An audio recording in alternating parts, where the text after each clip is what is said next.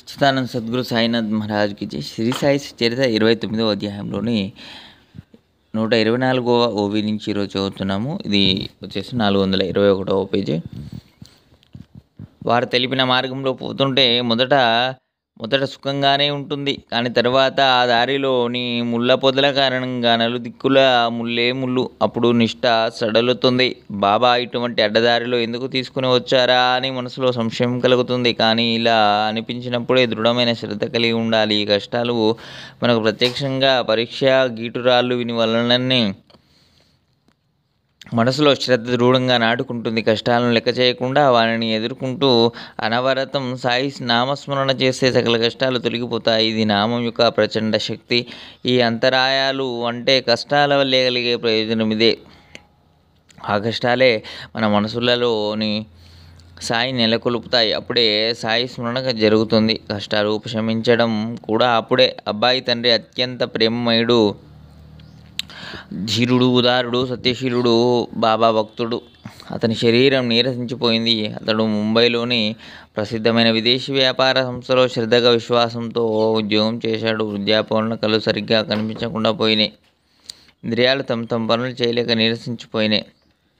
దాంతో అతడు ప్రశాంతమైన విశ్రాంతిని కోరుకున్నాడు. పని చేయడానికి శరీరంలో శక్తి మిగలేదు.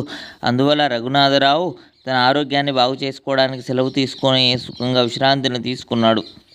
సెలవంతా అయిపోయినా అతనికి పూర్తిగా విశ్రాంతి లభించలేదు. అందువల్ల మరల ఇంకా సెలవు కావాలని ప్రార్థిస్తూ దరఖాస్తు పెట్టుకున్నాడు. దాన్ని చూసి దయాళువైన సంస్థలోని పై అధికారి అంతా తెలుసుకుని కోరుకున్న సెలవును సిఫారసు చేశాడు. విశ్వాసంతో చేసిన అతని సేవకు మెచ్చి ఉదారుడైన యజమాని చేసే జీవితాన్ని గడపడానికి జీతంలో సగభాగాన్ని పెన్షన్గా ఇచ్చాడు.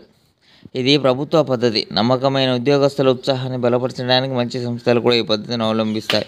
నేను ఉద్యోగం మానివేస్తే మా యజమాని నాకు పెన్షన్ ఇస్తారా అని రఘునాథరావు చింతించసాగాడు. నా జీతం మొత్తం 150 రూపాయలు, ఇకపైన 75 రూపాయల పెన్షన్ డబ్బుపై నా ఖర్చుల భారం పడుతుంది అని మనసులో ఆలోచించేవాడు. కానీ తర్వాత ఒక వింత జరిగింది. బాబా యొక్క ఆ లీలలు విశేషాన్ని చూడండి. మొదట రఘునాథరావు భార్యతో వారి హితం కోసం బాబా ముచ్చటించిన కౌతుకాన్ని వినండి. పెన్షన్ ఆర్డర్ అందడానికి 15 రోజుల నియమముండగా బాబా ఆమె కల్లో 100 రూపాయలు ఇవ్వాలని నా ఇచ్చా, నీ కోరికకు అది సరిపోతుందా అని ఆమె ఉద్దేశాన్ని అడిగారు. మమ్మల్ని ఎందుకు అడుగుతున్నారు?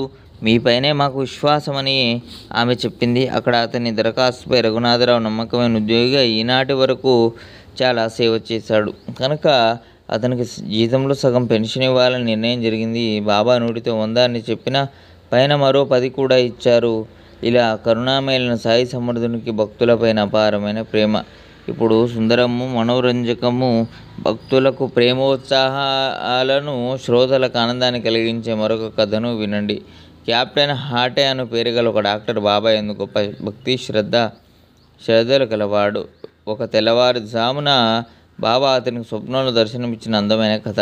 హాటే గ్వాలియర్లో బాబాను స్వప్నంలో చూశాడు. అప్పుడు బాబా ప్రశ్నలోని కౌశలాన్ని, హాటే ఇచ్చిన జవాబును గమనించండి. నన్ను మర్చిపోయావా అని బాబా ప్రశ్నించగా హాటే వెంటనే వారి చరణాలను పట్టుకొని, బిడ్డలు తల్లిని మరచిపోతే ఇక వారికి తరుణోపాయం ఎక్కడిది అని వెంటనే లేచి తోటలోకి వెళ్ళి తాజా చిక్కులను కోసుకొని వచ్చి స్వయం పాకం వస్తువులను దక్షిణను సిద్ధపరచుకొని ఆ చేటను సమర్పించబోతుండగా అతనికి అకస్మాత్తుగా మెలకువ వచ్చింది.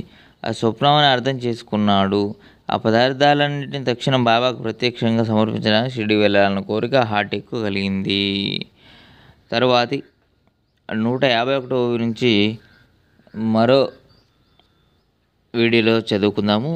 ఓం జై సాయినాథాయ నమః. సచ్చిదానంద సద్గురు సాయినాథ్ మహారాజ్కి అందరికీ శుభం కలుగుగాక.